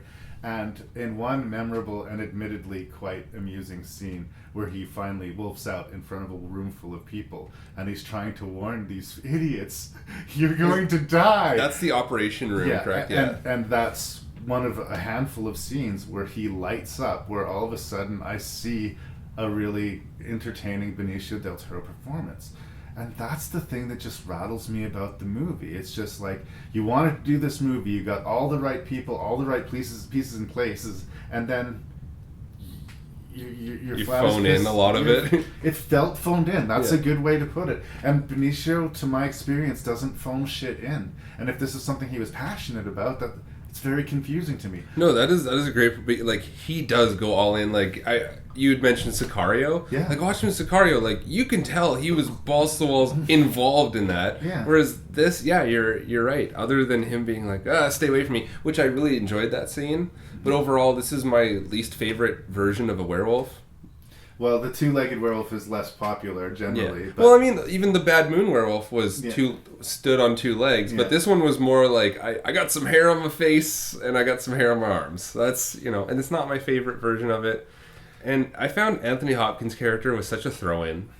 Well, I think that if it wasn't Anthony Hopkins playing him, I would have liked it a lot less. In that I saw very quickly where that character was going and what they were going to do with it. But he really did seem like he gave a shit when he was doing his stuff. You're like, this is a villain. Yeah. No, like I've said before, if you hire Anthony Hopkins, he will. You're getting Anthony Hopkins. Absolutely, he will give you your money's worth on any premise. If you show up to pay, he'll do a Transformers movie, no problem, right? He's a workman actor, but he's bringing it. I think Emily Blunt's doing what she can with the, woe is me, my husband's, dead. She seems like an odd choice for this movie. I'm just going to say, I find Emily Blunt to be an odd choice for a Wolfman movie. If you were to tell me before this movie came out that those two were attached, I'd be like, really? Well, it's strange. She's a very modern presence, too, but I guess so is Benicio. But, yeah, they don't feel as flat as Benicio. It's almost like I hate to ride on it. I feel like I'm being so awful to Benicio, but, like, it really felt like he got the costume. He looked at himself in the mirror and said, "Job is done." I look period, and the special effects will do all of my monster stuff. So I just have to get this exposition out of the way. Yeah, that A to B point, anywhere in between there, I don't really care. But as soon as I put on that makeup, we're golden. I do want to say some nice things. Okay. There is a sequence that takes place at a gypsy encampment. Yes. Yeah. where the Wolfman kills a bunch of folk, and they use some actual prosthetic effects. Apparently, a lot of the prosthetic effects got edited out of the movie in favor of CG. And again... Sounds like the Thing prequel. Sounds like, well, just a mistake, right? Yeah. I think that if you're going to do a werewolf movie, especially one like this, especially big budget, big cast, you owe us a good transformation. You fucking 100%, owe us a good transformation. And it was a Pixar cartoon when he turned into that werewolf. Once he was a werewolf and we settled into the werewolf stuff, I got used to it and everything like that. But the transformation itself, I just didn't buy it. And I wanted to so much, Buzi. I really did. So did you see this movie when it came out in theaters? I did. Mr. Beckman and I saw it together. So did you like it your first time around? We fought over it. I was not so big on it, and Lee, who's a big werewolf guy, I think he was sort of like me for the first about 24 hours after I saw Phantom Menace, where I was like, no, it was pretty good. It was pretty good, right? It was all right. Right? That lightsaber battle was pretty cool, right? And Darth Maul looks cool. Cool, and then all of a sudden, like, oh, fuck. I can't. It's shit, and I know it's shit, right? I kind of felt like that energy coming off of Lee, but I may be putting words in his mouth. And again, watching it new, there's really good production to it, and some of the scenes do work. Mm-hmm. But I find the hunting scenes at the end really cool. Yeah. Towards, I guess that would be like 3/4 of the way through their big hunt. It just seems like such a missed opportunity. All of the players were there, all of the pieces were there. Bring us a big budget, period, werewolf movie. Yes! I want it. And yet, here I sit disappointed.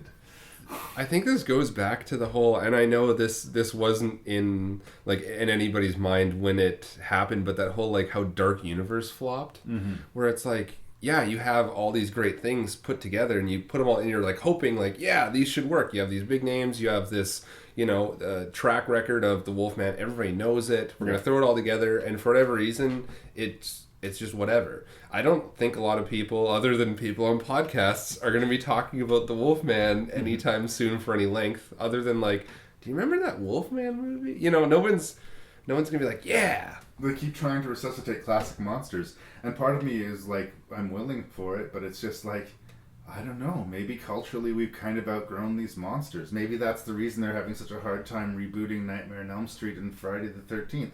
Maybe their time has come and gone.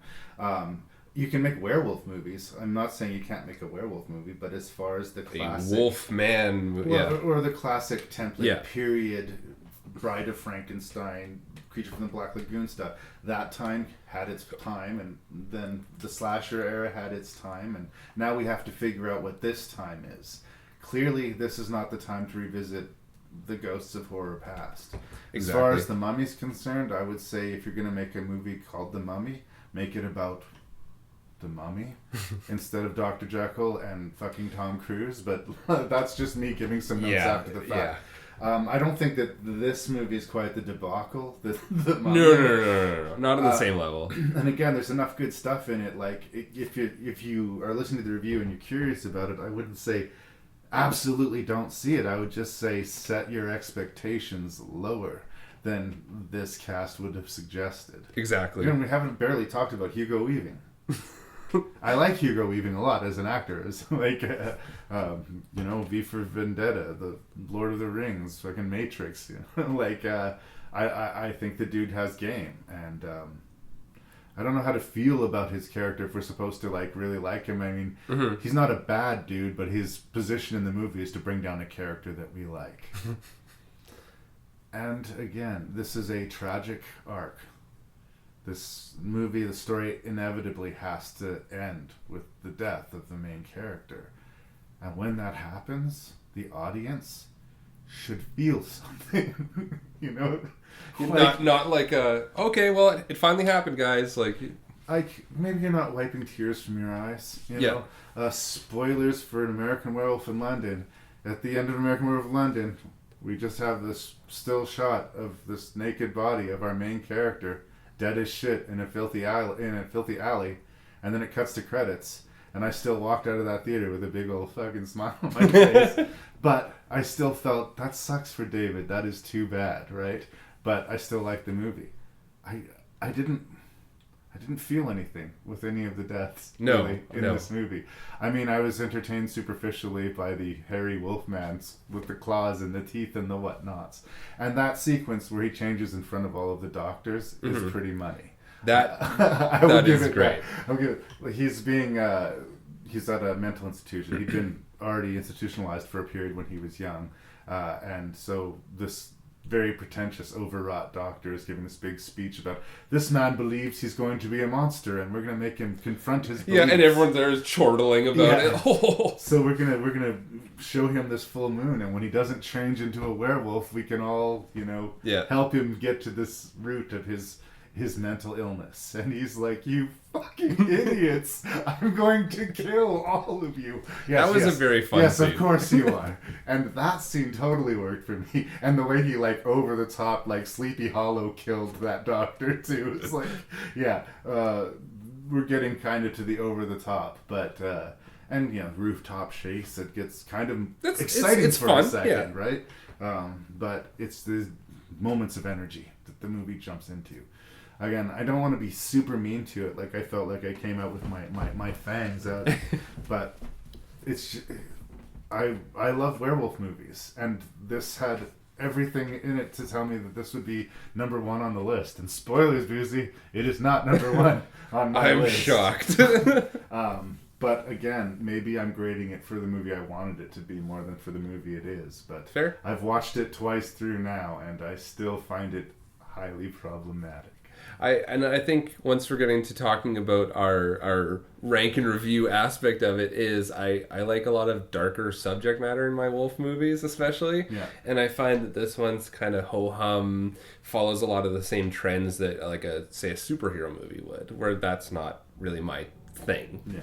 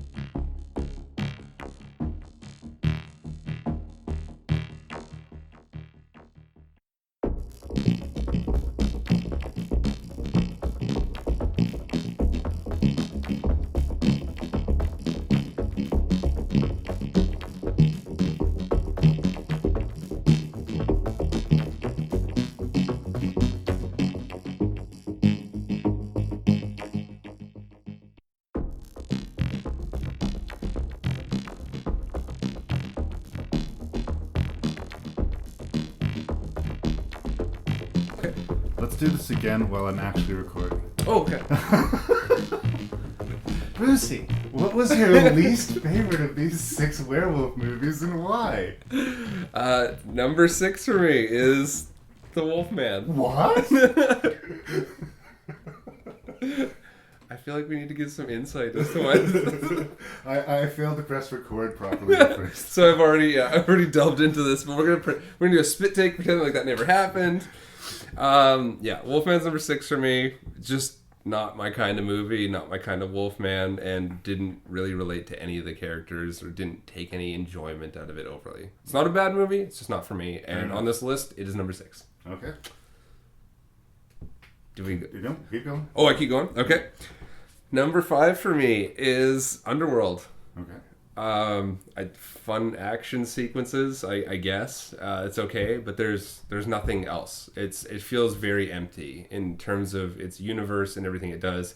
If I wanted to just watch the Battle of Helm's Deep, like we said before, that's totally fine. Yeah. But other than that, it's not great. Number 4 for me is American Werewolf in Paris. I have a big soft spot for 90s movies. I will forgive it for a ton of things. Like some of my favorite movies I've mentioned before. Like I love Valentine. I love Urban Legend. Faculty even. Yeah, all that sort of stuff. Right in your sort of... Yeah, it's in my wheelhouse and I can forgive a ton of the stuff. Even though we did tear it apart for the special effects and kind of the corny story. I just, for some reason, there's a little part of me that really enjoys some of that stuff. So that was my number 4. Number 3 for me is Cursed.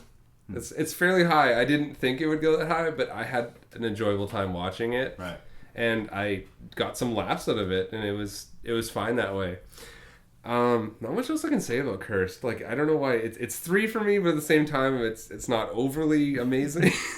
Number 2 for me is Bad Moon. I love a lot about Bad Moon. I just it's this simple little film, and it tells a nice little story, and it has incredible, like one of my favorite werewolf designs in any werewolf movie. Right. And then number 1 is Ginger Snaps 2, which is not only one of my favorite werewolf movies ever, but like it's definitely up there as one of being my favorite movies overall. Oh wow. With not within like a top 5 aspect, but it's definitely one of my favorite movies. You like it a lot. Yeah, I love it, and I love how dark it is. I gravitate towards darker movies, and I love that it's just it's so grim, and I love that it explores its universe without going over the top. The like we'd said when we talked about it, the whole hunting for the male hunting for the female, I'd never had that twist on a werewolf movie before, and I really enjoyed that. Yeah, no, well, I'm not going to fight you on that. For a while there, I thought we were going to go 0 for 6, but we have not. We've not gone 0 for 6, but we have very different lists. Okay. But I don't think we're going to scrap over it. I don't think that we're feeling so passionately different. Yeah. That we're gonna, let's flip this table and fight this shit out. I put Cursed at the bottom. Okay. And part of it is just the pedigree of the people going into the movie, right? Like right. Wes Craven. Yeah, exactly. Kevin Williamson, Werewolves. This should have been a C+ if they were at a half tank, right? Okay. Like, I just should have been more than it was. And you look at movies like the first 2 Screams, and you look at, even I Know What You Did Last Summer, which he wrote. It just and that's another one I love. Yeah, this seems lazy, and it's only occasionally scary, and it's almost never funny. Like I said, when that werewolf flipped the bird, I felt like it was the movie flipping me the bird personally. Fair. How can I be I be frightened of this werewolf? And I liked it as something I'd never seen done before, where they're shit talking her and then she flips them off. Yeah, she says she's got a fat ass or something, and that's the straw that breaks the werewolf's back. I was like, fuck you, fuck you. Okay, so in 5th place, American Werewolf in Paris. I don't hate it with the fever, which I used to. In fact, I do actually concede that it has its limited charms. And maybe it would be a guilty pleasure if it was just called The Werewolves of the Paris Catacombs. But that it should associate itself with an American Werewolf in London as just a pure cash grab, it rubs me the wrong way. Like I said, I took it more personally than most people would. In the end, it's harmless. But it's also so dated that, there's always going to be something more interesting to watch on a given night. The nice Unless thing is you're that a big Julie Delpy fan, that's which true. Make sure you check that. The nice thing though is that it doesn't discredit or destroy any of the lore of the first film. No, it definitely is respectful in its way, but yeah, I get what you're saying, that because it's tied into that same universe is the problem. Yeah, it makes it worse for me somehow. Maybe that's not fair, but that's how I feel. In fourth position is where I put Wolfman, and like I said in the review, I'm going to put a lot of this on Benicio, and I'm a Benicio fan. I say that with no joy, but he seemed like his heart wasn't in it, and therefore neither was mine. So, fourth place. Overperforming all the way in third place, I put Underworld 3 Rise of the Lycans. As an Is What It Is movie. You want to watch some vampires fight some werewolves? Alright, there you go. Like, again, while you could do some vacuuming while it's on, multitask. Yeah, maybe an explosion happens, you're like, ooh. It's fine. It's fine. So there it is. Now we're going to come more to the same page, because in second place, Bad Moon. Or Thor, as it was originally called. It's great. And like I said, I kind of weirdly like that it's like a child's story, but it's an adult movie. Yeah, especially for werewolf movies, there's nothing like that. I think that might be what's really responsible for the odd tone of the whole piece. It's just like, it could be a Disney afternoon special until that chick gets ripped to fucking shreds. Right? Whoa! Did that dude's head just get bitten off by a werewolf? Yeah. That ain't cool. So I liked it. And I liked that the quiet star of the movie was a dog. So, points for that. But, yeah, Ginger Snaps 2, just an amazingly strong, successful sequel to an already an amazing, strong movie. And it would have been really easy for them to shit the bed with this sequel. Again, Canadian-made low-budget horror movies are up and down, peaks and valleys. And I find this one is kind of that what diamond in the rough. Oh, no, the stars aligned again. And to have it happen 2 movies in a row, bravo. And again, no weak performances, very solid effects, very strong script. With that, you don't even really need a budget. Fair. Thank you so much. Thank you for having me. To this episode of Rank and Review. I'm going to say 130. If not, then I'll fix that in editing. No one will ever know this happened. No one will ever know. You're welcome to come back to Rank and Review if you're into it. I don't have a just werewolf list, but I don't know. You can find a monster list or a slasher list. Would I be able to make a list? Is that, or is this all on you? You know what? I don't want to. We can discuss it off mic, but it's not unprecedented. But we'll talk about it. Okay. But yes, thank you so much, and please, people, if whoever this is catching your ears. If you liked what you heard today, you should probably listen to the Terror Table.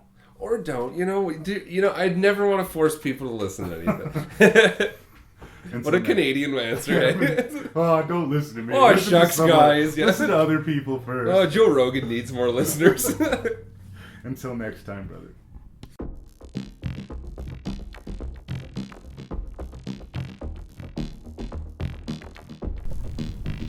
And another episode of Rank and Review has come to a close. Although the list did not match, I felt a lot of kinship between Buzi and myself. If you liked what you heard today, you should think about trying the Terror Table podcast. They have good discussion and deep, hard-hitting reviews. They don't spend 10 minutes on a movie. They'll dig in. They'll roll up their sleeves and spend a good chunk of time on each film. So check out the Terror Table, and big thanks to Buzi.